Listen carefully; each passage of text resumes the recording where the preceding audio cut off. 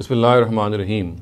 Dear viewers, in the previous sessions we have analyzed and critically analyzed the collection of the Qur'an which is deemed to have taken place under the auspices of the Caliph Abu Bakr radhiyallahu anhu. Now, historical books and hadiths report another collection also, if it can be a collection, it can be called a collection at all, by the Caliph Uthman or under his auspices radhiyallahu anhu.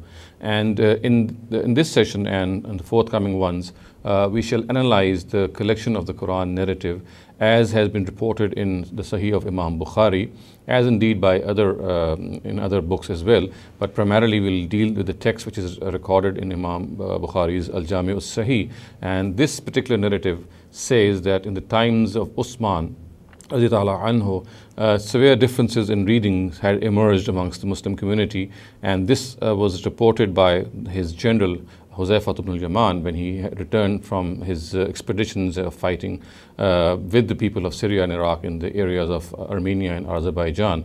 And he advised the Caliph Uthman to have the Quran copied and disseminated before people start to differ even more. And so it is, the narrative says that the Caliph Uthman paid heed to Huzaifa's advice, and he brought over the Mus'haf which was with Hafsa, the Mus'haf of Abu Bakr, and he had it copied to the committee of 4 people and then had it disseminated to various parts of his empire, and all other Musahif or codices were burnt. And we will I'll read out the text of this narrative and its translation, and as is the custom, then we will critically evaluate questions which arise on the text of the narrative as well as on its chain of narration.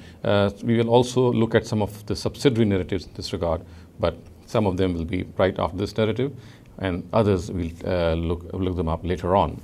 So the text of the narrative as recorded by Imam Bukhari appears thus, and this is reported by Anas ibn Malik, and the words are: Anna Anas ibn Malik haddathahu anna Huzaifa ibn al-Yaman qadima ala Uthman wa kana yughazi ahl al-Sham fi fath Armenia wa Azerbaijan ma ahl al-Iraq fa afza Huzaifa ikhtilafahum fi al-qira'at فقال حذيفة لعثمان يا أمير المؤمنين أدرك هذه الأمة قبل أن يختلفوا في الكتاب اختلاف اليهود والنصارى فأرسل عثمان إلى حفصة أن أرسلي إلينا بالصحف ننسخها في المصاحف ثم نردها إليك فأرسلت بها حفصة إلى عثمان فأمر زيد بن ثابت وعبد الله بن الزبير وسيد بن العاص وعبد الرحمن بن حارث بن هشام ونسخوها في المصاحف.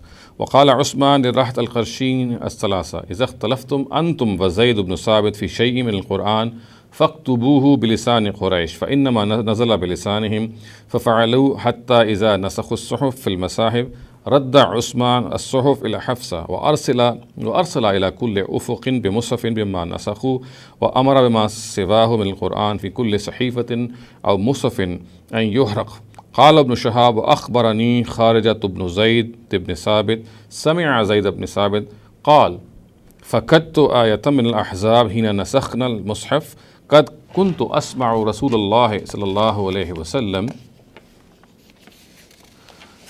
يقرأها فالتمسناها فوجدناها مع خزيمة بن ثابت الأنصاري من المؤمنين رجال صدقوا ما أحد الله عليه فألحقناها في سورتها في المصحف.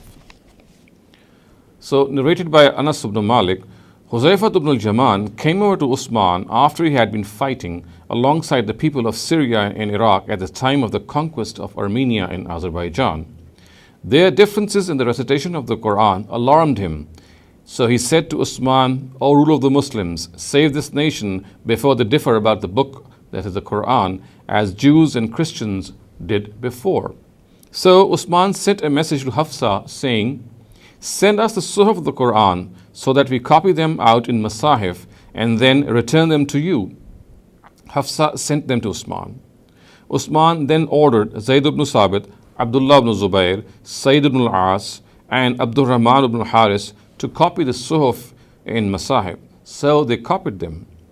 Uthman told the 3 Quraysh men, in case you disagree with Zayd ibn Thabit or on any point in the Quran, write it in the dialect of the Quraysh, as the Quran has been revealed in their dialect. They did so. And when they had copied the Suhuf in Masahif, Uthman returned the Suhuf to Hafsa. Uthman sent to every territory one copy of what they had copied and ordered that all other Suhuf and Masahif be burnt. Ibn Shahab Zuhri narrated from Kharijat ibn Zayd, who narrated from Zayd ibn Sabit, I did not find a verse from Surah Ahzab when we made copies of the Qur'an, and I used to hear God's Prophet reciting it. So we searched for it and found it with Khuzaymah ibn Sabit, and the verse was, مِنَ الْمُؤْمِنِينَ رِجَالٌ صَدَقُوا مَا أَحَدُ اللَّهَ عَلَيْهِ. And which is of course the 23rd verse of Surah Ahzab. We inserted this verse at its place in its surah in the Mus'haf. So viewers, this is a simple translation of the narrative. In addition, there is another narrative which is recorded by Imam Tirmizi, which says that at this juncture, when this Quran was being copied, there is a difference of opinion which arose between the script of writing a certain word.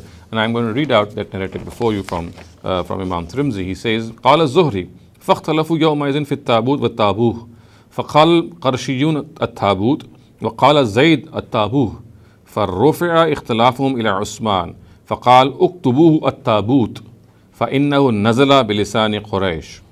It says that Ibn Shahab Zuhri said, on that day they differed between at-tabut and at-tabuh. The three Quraysh members of the committee opined that at-tabut is the correct script of the word, while Zayd said that it was at-tabuh. So the difference is clear. The first had a ta at the end, the other has a ha at the end. So the word is tabut or tabuh.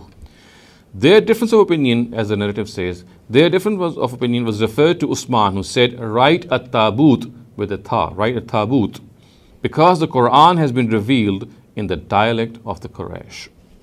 Now, it also needs to be noted that besides these two narratives I just read out, there is another set of narratives, independent narratives, which regard that there was this verse of Surah Ahzab which was absent. So the previous, the complete narrative which I read out earlier had a part of that, had the last part which said that the Surah Ahzab verse was missing, and it was part of that original narrative, though it was made part in a certain manner. However, we have independent narratives as well, which complete chains of narration, which tell us that a certain verse of Surah Ahzab was missing at this time. And I'm now going to read one of those. And this one that I'm reading is again recorded by Imam Bukhari. And this again is from Zayd ibn Sabit. So, and as we said earlier on, that it is reported from his son, Kharijat ibn Zayd. So Kharijat ibn Zayd reports this from his father, and the words are, أن زيد بن ثابت قال لما نسخنا الصحف في المصاحف فقدت آية من سورة الأحزاب كنت أسمع رسول الله صلى الله عليه وسلم يقرأها لم أجدها مع أحد إلا مع خزيمة الذي جعل رسول الله صلى الله عليه وسلم شهادته شهادة رجلين. And of course, then he reads out the verse, من المؤمنين رجال صدقوا ما أحد الله عليه. This is again is the 23rd verse of Surah Ahzab. So, the translation of this is that Zayd ibn Sabit said, when we copied the Suhuf in Masahif, I did not find a verse from Surah Ahzab which I used to hear from Allah's Prophet. I did not find it with anyone except with Khuzaymah ibn Sabit, whose witness was regarded by the Prophet to carry double weight. And then the verse, of course, is read out, which is Middle Mu'mineen Rijalun Sadaqu Ma Ahadullah Alayh. And this is, as I said, recorded in the Al-Jami al-Sahih of Imam Bukhari. So this is the data that we are going to first analyze and see how it holds to the test of historical and hadith criticism. Now, needs to be first understood that we will first take up the questions or criticisms which arise on the text of the narrative. Now, first of all, I'd like to point out that the first and most important criticism which this narrative invites is that the way in which it has been reported and recorded in history shows that it is a highly improbable event, that the way it took place as recorded in this particular narrative. Now, there are a number of aspects to this. The first of this aspect is that it's a gharib narrative, as was the case with the narrative which we previously studied and analyzed, which is the narrative of the Caliph Abu Bakr, the way the collection of the Quran is reported to have taken place in his times. Very similarly, we find that this narrative too is gharib, and we know when I say a gharib narrative, it is a narrative in which in any one tier of its report we find that there is only a single individual present. In this case, we find that in the first two tiers of this report, it is reported by single personalities. So it is reported by Anas ibn Malik in the first tier, and from Anas ibn Malik, the person to report it is Ibn Shihab az-Zuhri. Now, according to Mizzi, we know that Anas ibn Malik died around 93rd Hijrah, at the age of about 103 years, and he had well over 200 students. So Anas ibn Malik was one of the longest living companions, if not the most longest, because it is generally, some people say that he was the last companion to die. So Anas ibn Malik, who died in 93 Hijrah, at the ripe, or he crossed the 100 mark. So he had over 200 students, and to be precise, he had 229 students as recorded by Hafiz Mizzi. So amongst these students, so many students, there is only one person, and that is Ibn Shihab Zuhri reporting from him. So this is obviously something which is quite grave and calls the whole thing into question. So therefore we have Anas ibn Malik reporting it, whereas the nature of this event is such that it should have been reported by other people as well. Obviously when such differences arise, as was the case in this, as the case in this narrative has been reported, the nature and the way in which the copies of the Quran were made and then sent to various parts of the empire, and other copies were burnt, it is an event which calls for its transmission from various people. But we find just a single person, and Anas ibn Malik reporting it, and from him again a single person, Ibn Shihab Zuhri, reporting it. So in two tiers we find this narrative to be reported by single individuals, which of course casts doubt on its provenance and authenticity. The second thing which makes this narrative improbable is the fact that, as pointed out by Tamanna Ahmadi, that two premier hadith books are absolutely devoid of this narrative. One of them is the Muwatta of Imam Malik, and the other one is Al-Jami al-Sahih of Imam Muslim. Now, its omission from both these books of hadith is very grave, because we know that Ibn Shihab Zuhri was a teacher of Imam Malik. We have many narratives in the Muwatta of Imam Malik from him, and it is strange that this narrative has not been recorded. More strange is the fact that we do find information regarding the various aspects of the Qur'an being recorded in the Muwatta of Imam Malik in a certain section, and I have already pointed that out in some of my previous sessions when we were talking about the narrative of the collection of the Qur'an under the caliph Abu Bakr, and we saw that there are various narratives in that section, but we do not find any collection narrative regarding the caliph Uthman or any role in having the Quran copied the way this narrative speaks of here. Similarly, we find that this narrative, as pointed out by Tamanna Ahmadi, is not present in the Al-Jami al-Sahih of Imam Muslim, as I just said. And again, this omission is also very grave, because here again we find that there are many narratives in which the personality of Ibn Shihab Zuhri figures, but again, this narrative is not found, in spite of the fact that there are places in this book, as has been pointed out in some of my earlier talks, which tell us that there were places in which the narratives regarding the Quran have been recorded. But again, like the collection of the Quran narrative under Abu Bakr, this narrative also is not found in the Sahih of Imam Muslim. And we also know that the standards of reporting or recording a report of Imam Muslim are not as stringent as that of Imam Bukhari. So it is strange that Imam Muslim has not recorded it. So all in all, this again casts doubt on the probability, on the origin of this event, whether it took place or not the way it has been recorded, because Imam Muslim and Imam Malik both do not record this narrative. Another thing which needs to be understood here is that two premier histories also do not record this narrative, as pointed out by Tamanna Ahmadi. According to him, the Tabri's Tarikh and Ibn al-Asir's Al-Kamil fi Tarikh do not have this narrative recorded. Here I'd like to correct one part of Tamanna's information, although he's correct in surmising the fact that this narrative is not found in Tabri, but he's not correct in pointing out the fact that this narrative is also not found in Al-Kamil fi Tarikh of Ibn al-Asir. It is in fact found in Al-Kamil fi Tarikh, and it is recorded there, and perhaps Tamanna missed it out. However, as I said, he's right about the fact that this is not found in the Tarikh of Tabri. And even more grave is the fact, which perhaps is missed again, is that this narrative, the way it has been recorded here, is also not found in the Tabqat of Ibn Sa'd, one of the earliest books of Muslim history. So the way it has been recorded here, the contents, as they are mentioned here, we do not find it in the earliest books of Muslim history, and this again casts a further doubt on the provenance of the whole event. Again, as I said, viewers, we have to look back and find out and see that we are at the moment discussing the fact that the gravest and the most serious question that arises on this narrative is the way it has been reported in history shows that it is highly improbable that it took place. We've seen some of the things in this particular session which show that the way it has been recorded in this narrative perhaps is something which cannot be fully established. Now, not only this, let me further substantiate this point by saying that I'll read out some parts of the biographical notes of the 6 important personalities which figure in this narrative from the earliest history books of the Muslims. And from there we can also see that all these historical biographical notes which provide us with information about the 5 or 6 personnel which are found in this narrative, they provide us very minute details at times, but in neither of these cases do we find the presence of any information which says that the Caliph Uthman anhu had any role in having this committee of 4 people constituted and then having the Qur'an brought over from Hafsa anha and having it copied and then being disseminated to all parts of his empire and then having burnt all the rest. Neither is there any information regarding the missing verse of Surah Azab at this time.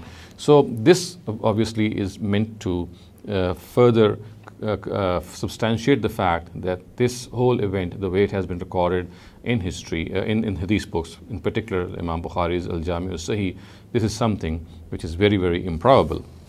So let me start off by reading out to you or by letting you know that the first person that I'll discuss is Uthman ibn Affan.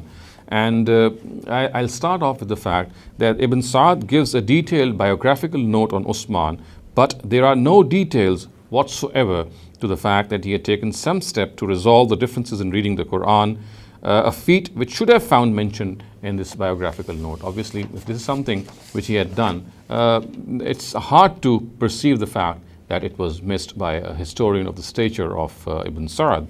Now, such details are mentioned in his ancestors and family, his acceptance of Islam, and the way he was persecuted for it. He later migrated to Abyssinia. The Prophet left him in charge of Medina when he left for the battle of Zat al-Riqa. Details of his clothes, physical appearance are recorded. His succession to Umar anhu, and pledge of allegiance by the masses is also described in some detail. Also depicted are the details of rebellion against him and his assassination. And also recorded is the fact that he would read the whole of the Qur'an in a single rakat. Obviously something which is very miraculous and if at all true. And the details of the inheritance he left, his burial and funeral ceremony is also described in some detail, and also recorded are the remarks of other companions of the Prophet about him. So I have just mentioned these details to just surmise the fact that in spite of all these details, we do not find any mention of any collection of the Quran being taken place the way it has been described in this narrative of Imam Bukhari. However, viewers, we need to concede the fact that in the biographical note of Ubay ibn Ka'b, in the biographical note not of Uthman but of Ubay ibn Ka'b, we find that Ibn Sa'd has recorded on the authority of Muhammad ibn Sirin that Uthman had gathered 12 people to have the Quran collected.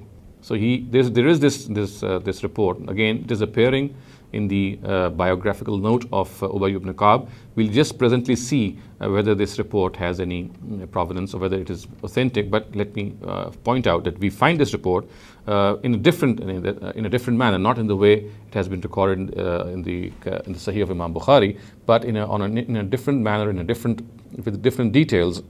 The note says, this report says that Zayd and Ubay were among those 12 people. So it is said that Uthman gathered 12 people to have the Quran collected, and Zayd ibn Sabit and Ubay ibn Ka'b were among those people, among those 12 people. And it may be noted that there is a great discrepancy in the year of death of Ubay ibn Ka'b.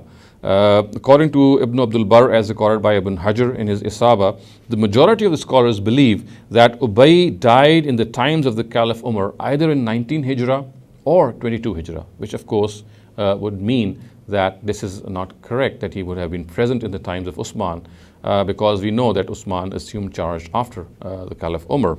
And Az-Zahabi record that some scholars like Waqidi do opine that he died in 32 Hijrah. However, Al-Waqidi too admits that he has heard from Ubay's family that the latter died in 22 Hijrah. And this is what he says. And Zahabi in his Siyar al-A'lam al-Nubala has also challenged the narrative on the basis of which Al-Waqidi has formed this opinion and regarded the narrative as mursal, and said that had this been the case, it would have been famous that Ubay had written the Qur'an in the times of Uthman, whereas what is famous in this regard is Zayd's name. Az-Zahabi goes on to say that Ubay's death was in the times of Umar. So obviously, if this is established that Ubay had died in the time of Umar, then this narrative just cannot be cannot be in any way believed. And we also know that Muhammad ibn Sirin, who was a person who could not have reported this narrative because he was not present in those times, and therefore this narrative has to be mursal. But I would like to add here that there is this narrative, this version of this narrative, which is not mursal and which is muttasil, and which is recorded by Ibn Abi Dawud in his Kitab al-Musayib. Let me read out this narrative to you, and then we'll see how this too stands up to the tests of historical criticism or not. This is reported by Kasir ibn Aflah, and Muhammad ibn Sirin actually reports from him, and he says, "Lamma arada Uthman an yaktub al-masahif jama lahu 12 rajulun min Quraysh wal Ansar fihim Ubay ibn Ka'b wa Zayd ibn Sabit.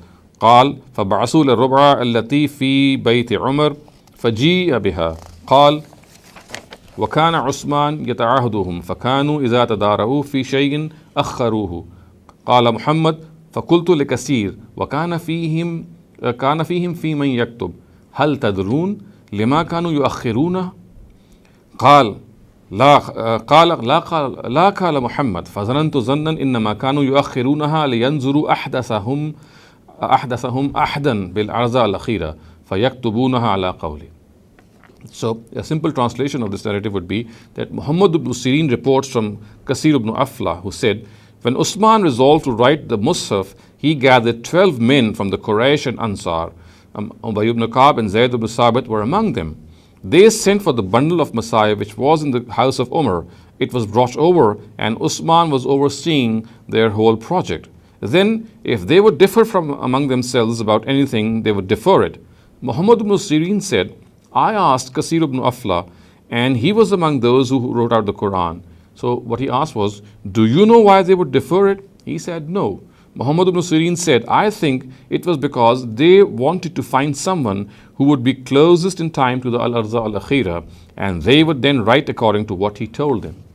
So this is what this narrative say, and as I said, this is the muttasil form of this narrative. It is actually marfu. It goes right up to the person who actually saw who was part of this whole endeavor, which is Kasir ibn Aflah. However, as you can see on your screens, viewers, we need to analyze the chain of narration of this narrative as well. It has been reported by Kasir ibn Aflah, as I said. From him, Muhammad ibn Sirin reports, as you can see on your screens, and from there on, we find other people reporting this narrative. Now, this narrative obviously needs to be analyzed, its chain of narration. First of all, it needs to be understood that it suffers from the following flaws, some of the flaws that I'm going to point out, and hence it cannot be relied upon. Ibn Hajar in his Lisan al-Mizan writes about Ishaq ibn Ibrahim, who is known as Shahzan. He also is found in the chain of narration, as you can see, lahu manakir wa gharaib, which means that he reports narratives which are absolutely unique and strange in their content. So Abu Bakr ibn Ayyash, who also figures in this chain, Az-Zahabi records, he is Sadukun Sabtun in Qiraat. Obviously, he is very truthful and highly regarded in matters of reading, of recital, the Quran. However, in Hadith, Yaghlatu wa Yahimu, he makes mistakes and he errs. Muhammad ibn Abdullah ibn Numayr regards him to be weak. Abu Nu'aym says that none of their shuyukh make more errors than Abu Bakr ibn Ayyash. Ahmad ibn Hanbal says that he is trustworthy, yet at times makes errors. Another opinion of Ahmad ibn Hanbal about him is that he makes many mistakes, however his books are free from error. Yahya ibn Sa'id is reported to have said, that had Abu Bakr ibn Ayyash been near him, he would never have asked anything from him. And it is also reported that he would not regard Abu Bakr ibn Ayyash to be of any stature. And when his name would be mentioned before him, he would contort his face. Now, Abu Ubaidah Mujab ibn Zubair is also suspect. He's also found in this chain of narration. Ibn Hajar records in his Lisan al-Mizan that Al-Darqutni regards him to be Zaif. Uqayli has mentioned him in his Az-Zurafa. Shoba would not trust him. Ibn Khaddash says that he is laysa mimman yu'tabaru bihi, which means that he is not amongst those on whom one can rely upon. So viewers, you can see, if I summarize this point, that there are basically two narratives in the Tabqat of Ibn Sa'd under the biographical note of Ubay ibn Ka'b. The first of them, of course, is there. The first of them is reported by Muhammad ibn Sirin, and therefore it is a mursal narrative because he could not have been a witness to these events. And therefore this narrative stands questionable. And the second narrative which mentions this narrative, or the second narrative which mentions this collection is one which is reported by Kasir ibn Afla, from whom Muhammad ibn Sirin reports, and therefore this narrative does not suffer from the flaw of being mursal, because it is reported by Kasir ibn Afla, who was one of the people who had written the Qur'an. But we have just seen how this narrative suffers from various flaws because of the presence of some of the other personnel. So all in all, both these narratives, as far as their chains of narration are concerned, they cannot be relied upon. And please do remember the fact we had already discussed that besides these two flaws, another flaw which is found in these two narratives is that they report the existence of Ubay anhu in the times of the Caliph Uthman being involved in the collection of the Quran. And we have seen that the majority opinion of the Muhaddisun in this regard is that Ubay had already died in the times of the Caliph Umar anhu, so he could not have been involved in any sort of collection in the times of the Caliph Uthman. So these two very strong objections actually rule out the possibility that this particular story, or this particular version, that Uthman had gathered 12 people from the Quraysh and the Ansar, and among those were Zayd and Ubay, who was found among them. This particular version of the collection of the Quran, as found in the Tabqat of Sa'd, also stands questionable. Now, let me recap the fact that we are at the moment discussing the biography of the Caliph Uthman ibn Affan amongst earliest Muslim sources, so as to find out that what endeavor or what role he had to play in the collection of the Quran, or the copying of the Quran. And so far we have found out that there is no such role that he played, and the narrative is a different sort of narrative which says that he did play so. It is absolutely a weak narrative. Now, let me also surmise the fact that Ahmad ibn Hanbal in his Fazail al-Sahaba records narratives which depict various distinguishing features and achievements of Uthman ibn Affan. So, Fazail al-Sahaba is a very important book by Ahmad ibn Hanbal because it describes the biographies of the earliest companions, of the earliest people of Islam. And he records the narrative which speaks of his adeptness in the discipline of distribution of inheritance, which is the Ilm al-Faraid. Another speaks of his great love for reading the Quran. Another portrays how he would cry when standing by a grave. Still another mentions as minute a detail as the fact that he took a bath every day ever since he accepted Islam. It is strange that in spite of all these details that are mentioned by Ahmad ibn Hanbal in his Fazail al-Sahaba, he does not mention that he had any role in the copying out of the Quran in his times. Khalifa ibn Khayyat in his Tarikh mentions details of the reign of Uthman, but nowhere does he mention that Uthman had any role in the copying out of the Quran in his times. Similarly, another book, Al-Ma'arif of Ibn Qutaybah, he also gives a somewhat detailed note on Uthman and mentions various events in his times. But he too does not mention any role of Uthman in this copying out of the Quran in his times, as is reported by Imam Bukhari's narrative, which I just said. So viewers, I'll content myself here in this episode, and in the next episode we'll continue this journey in which we are actually discussing the personnel which are found in this narrative, and we are discussing how their biographical notes and earliest works of Muslim history show whether Uthman ibn Affan or these personnel had any role to play. I just referred to the fact that there are 6 people in this personnel, and we have just discussed the biography of Uthman at the moment. The remaining 5 we'll discuss in the next episode, and then of course we'll continue on with other points of critique on this narrative. أقول قولي هذا واستغفر الله لي ولكم ولسائر المسلمين والمسلمات.